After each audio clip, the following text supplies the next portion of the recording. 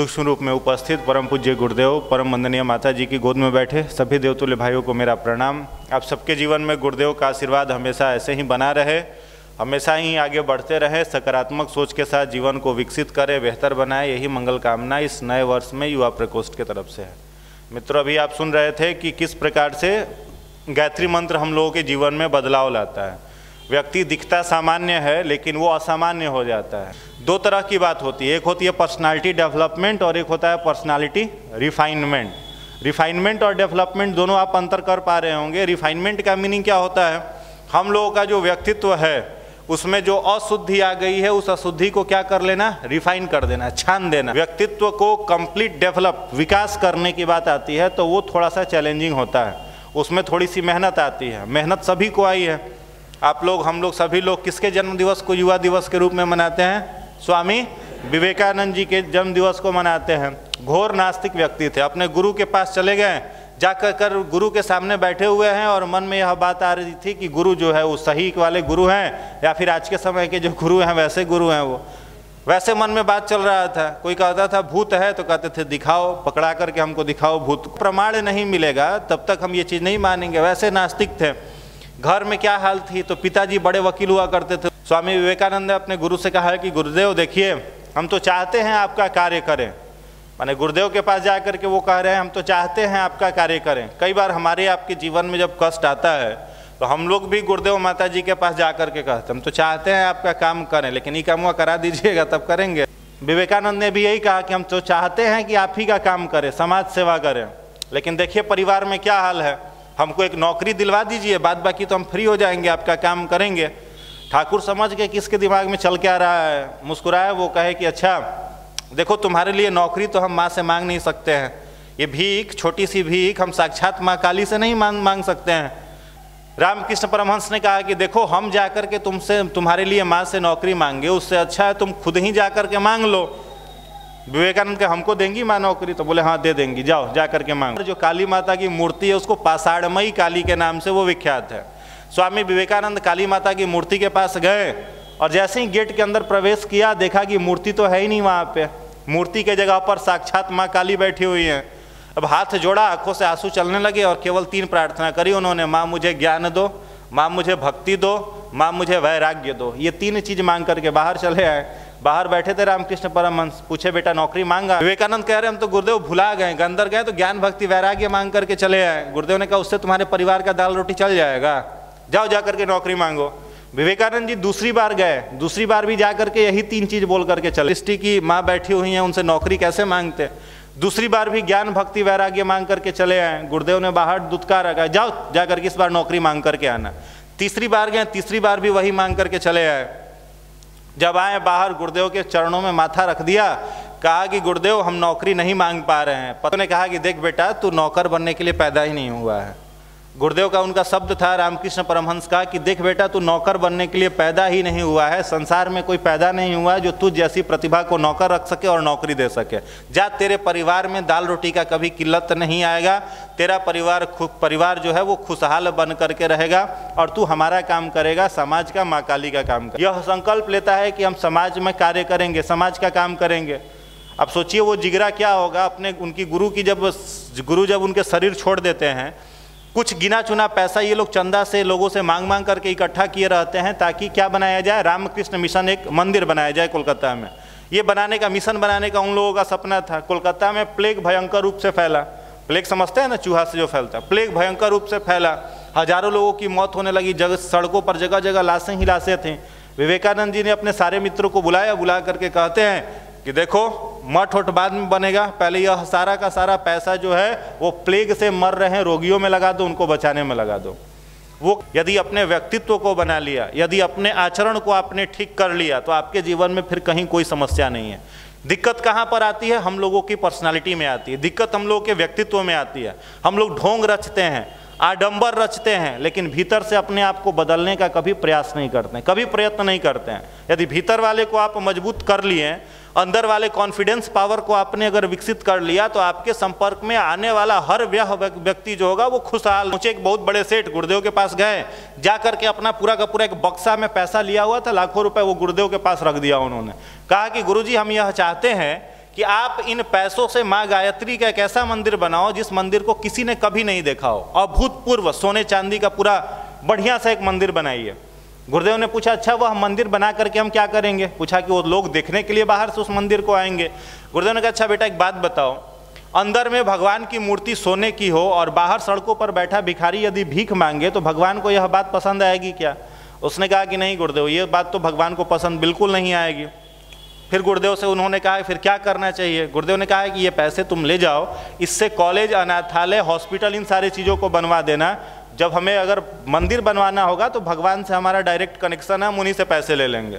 गुरुदेव ने उस पैसे को रिटर्न कर दिया। फिर गुरुदेव क्या कहते हैं वो समझिएगा, हमारा कोई लक्ष्य ऐसा नहीं है कि हम कोई मंदिर बनाएं, हमारा कोई ऐसा लक्ष्य नहीं है कि हम शक्ति पीठ बनाएं। हमारा लक्ष्य केवल और केवल एक है, हमें एक ऐसे जन जागरण का केंद्र बनाना है जहां पर आकर के हजारों लड़के, हजारों लड़कियां अपने आप को सद्मार्ग की ओर प्रेरित करें और वो खुद जीते जागते क्या बन जाए? शक्तिपीठ बन जाए। आज के समय में गायत्री परिवार के जितने परिजन हैं जिन्होंने गुरुदेव के डिसिप्लिन, अनुशासन को माना, वो चलते फिरते शक्तिपीठ है। स्वयं में शक्तिपीठ बन जाना, स्वयं में भगवान के मंदिर को स्थापित कर लेना, ताकि आपके संपर्क में आने वाला हर व्यक्ति उस भगवान का दर्शन कर पाए और अपने जीवन की दशा और दिशा को बदल पाए। इस व्यक्ति के जीवन में गायत्री मंत्र अगर उतर गया तो पहला काम यह करता है कि व्यक्ति के कलेजे को मजबूत बना देता है। स्वामी विवेकानंद जी शिकागो में थे, पूरे पश्चिमों में फेमस हो गए थे। वर्ल्ड रिलीजन ऑफ पार्लियामेंट में स्पीच उनको पूरे के पूरे पश्चिमी देशों में फेमस कर दिया था। अलग अलग से जगहों से लोग उनका लेक्चर मांग रहे थे, अलग अलग यूनिवर्सिटी में लेक्चर हो रहा था। एक व्यक्ति गया उनके पास, विवेकानंद जी के पास, पूछा कि आपके अंदर ये जो साहस है, आप जब बोलते हो तो लोग सुनता है आपकी बातों को, इतना साहस आप लाते कहाँ से हो? आप नॉर्मल ग्रेजुएट हो, आपके सामने बैठा हुआ व्यक्ति जो होता है वो प्रोफेसर होता है, आपके सामने बैठा हुआ व्यक्ति रिसर्चर होता है, आपके सामने बैठा हुआ व्यक्ति साइंटिस्ट होता है, और वैसे लोगों के बीच में आप अपनी बातों को निर्भीक और प्रबल तरीके से रखते हैं। इतना साहस आपके पास आता कहाँ से?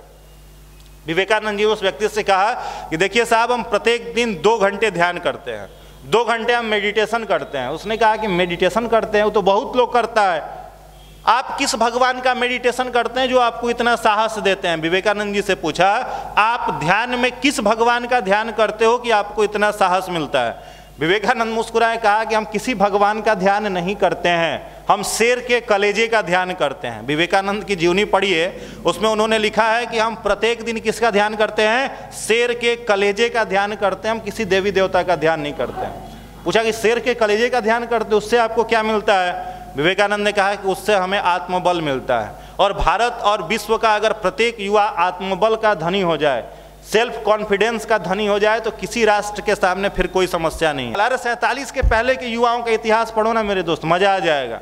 भारत में ऐसा एक भी युवा हुआ नहीं करता था, एक भी युवा नहीं था, एक भी युवा नहीं था। सुभाष चंद्र बोस आपके भारत के एक ऐसे युवा पिताजी से जाकर के कहते हैं कि पिताजी इस जन्म में हमको भारत माँ की सेवा करनी है, पूरा जन्म जो है वो भारत माता की सेवा में लगा देना है। उनके पिताजी कहते देखो पागल वाला बात मत करो, सेवा व करना सब ठीक है लेकिन पहले वो सरकारी नौकरी। पिताजी ने क्या शर्त रखा बोस जी से कि पहले एक सरकारी नौकरी फिर भारत माता की सेवा। उन्होंने कहा कि ना, कोई नौकरी वोकरी नहीं, इस जन्म में खाली भारत को आज़ाद कराना है, एक ही काम हमको करना है, बस एक ही हमारा टास्क है। उनके पिताजी ने कहा कि देखो तुमसे नौकरी नहीं होगा, तुम एकदम निहायत कायर इंसान हो, जिसके चलते तुम नौकरी के डर से बचने के लिए अपने आप को फ्रीडम फाइटर कह रहे हो, स्वतंत्रता सेनानी कह रहे हो। उन्होंने कहा कि किस चीज़ का नौकरी करना है बताइए। था पिताजी ने ICS निकाल के दिखाओ। ICS मतलब इंडियन सिविल सर्विस, जैसे अभी UPSC है उस समय ICS, इंडियन सिविल सर्विस का एग्जाम पास करके दिखाओ। उन्होंने कहा कि ठीक है पास तो कर लेंगे लेकिन नौकरी नहीं करेंगे, बस आपके संतुष्टि के लिए हम क्या कर रहे हैं, इस एग्जाम को भी पास कर ले रहे हैं। परीक्षा दिया फर्स्ट टाइम में, जबकि उस समय UPSC ICS बहुत ही डिफिकल्ट था। उसमें 95% जो नियुक्तियां होती थी वो लगभग अंग्रेजों के ही बच्चों की होती थी, मिला जुला करके 4-5% जो होता था वो मामला भारत के लोगों का होता था। और उसमें से भी इनका रिजल्ट आया, रैंक कर रहे हैं, ICS बने, ज्वाइनिंग लेटर आया, पिताजी के पास गए, दिखाया पिताजी को कि देखिए पिताजी ज्वाइनिंग लेटर है। पिताजी हाथ में लेकर के खुश हुए। उन्होंने अपने नौकर को बुलाया, कहा कि पूरे गांव में मिठाई बांटो, बेटा ICS हो गया। उन्होंने कहा सुभाष चंद्र बोस जी ने कि पिताजी देखे सर्टिफिकेट हुआ। पिताजी इनको सर्टिफिकेट दिए, सर्टिफिकेट को उनके सामने फाड़ दिया, फाड़ करके कहा कि कहे थे ना नौकरी नहीं करना है, केवल नौकरी इसलिए प्राप्त किया ताकि आपको दिखा सके और आपको बता सके कि आपका बेटा जो है वो कायर नहीं है। केवल इसलिए यह नौकरी हमने प्राप्त की थी। भारत के अध्यात्म को जीवन में उतार लिया जाए। जो व्यक्ति जितना आध्यात्मिक होगा वो उतना ही ज़्यादा साहसी होगा। एक दीपक जला करके परम पूज्य गुरुदेव वंदनीय माता जी के सामने 20 मिनट बैठें और बैठ करके गायत्री साधना नियमित रूप से आप कर रहे हैं, फिर आपके आत्मबल को डिगाने वाला धरती पर कोई माई का लाल पैदा नहीं हुआ। बस 20 मिनट अपने कमरे में पूरे भाव के साथ बैठिए, गुरुदेव का ध्यान करिए कि आपके गुरुदेव कौन थे। हम तो चाहेंगे अपने युवा प्रकोष्ठ में आने वाले सारे भाई पहले जाने कि आपके गुरुदेव हैं कौन, आपके गुरुदेव आपके माता जी हैं कौन। इनको पढ़िए, इनका जीवनी पढ़िए। हमारी वसीयत और विरासत परम पूज्य गुरुदेव की जीवनी है, उसे खरीदिए, खरीद करके पढ़िए। आपको जानना चाहिए आपके गुरुदेव हैं कौन। अपने कमरे में बैठ करके परम पूज्य गुरुदेव के जो पहले गुरु थे मदन मोहन मालवीय जी, जिन्होंने गायत्री की दीक्षा गुरुदेव को दी थी, गायत्री मंत्र की दीक्षा उन्हें दी थी। मालवीय जी का नाम सुने हैं ना? कौन सा यूनिवर्सिटी बनाया था? BHU, काशी हिंदू विश्वविद्यालय का निर्माण कराया था। उन्होंने परम पूज्य गुरुदेव को पहली दीक्षा दी थी, गुरुदेव के पहले गुरु। दीक्षा में कहा कि बेटे तुम प्रत्येक दिन अपने कमरे में बैठ करके गायत्री का साधना करना। गुरुदेव प्रत्येक दिन सुबह में 2 बजे जग जाया करते थे। सुबह मतलब हमारे लिए रात है, दिन का 2 मत समझिएगा।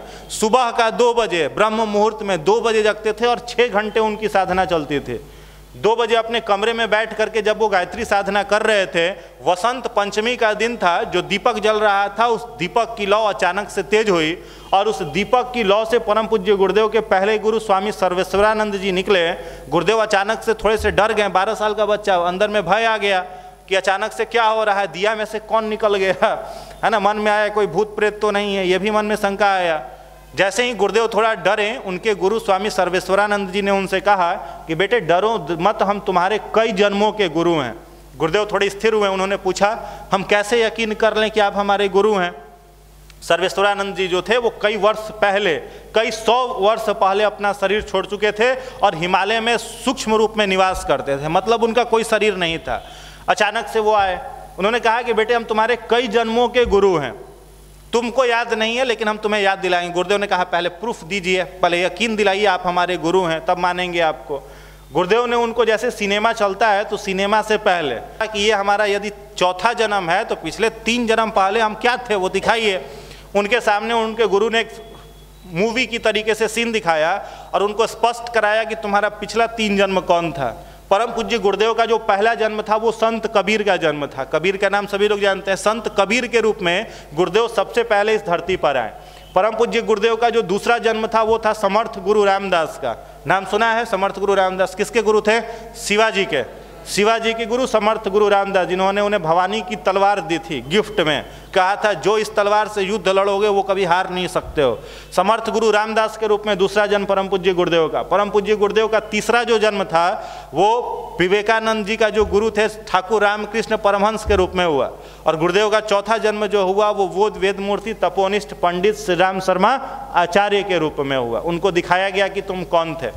फिर उनके गुरु ने बताया कि तुम्हें करना क्या है, यानी कैसा समाज बनाना है। आने वाले समय में इस भारत का इतना खराब स्थिति होने वाला था और पूरा दुनिया जहां पर जा रहा था विनाश की ओर, उसका टास्क परम पूज्य गुरुदेव को दिया गया कि इसे, जहां पर यह राष्ट्र जा रहा है वहां से बचा करके इसे सद्मार्ग पर लाना है। इसे वैसे मार्ग पर लाना है कि ये दुनिया नष्ट न हो, यह दुनिया सही ट्रैक पर आ जाए। आप कल्पना करिए विचार क्रांति और युग परिवर्तन कितना बड़ा टास्क होता है। युग परिवर्तन मतलब क्या? इस युग को बदल देना।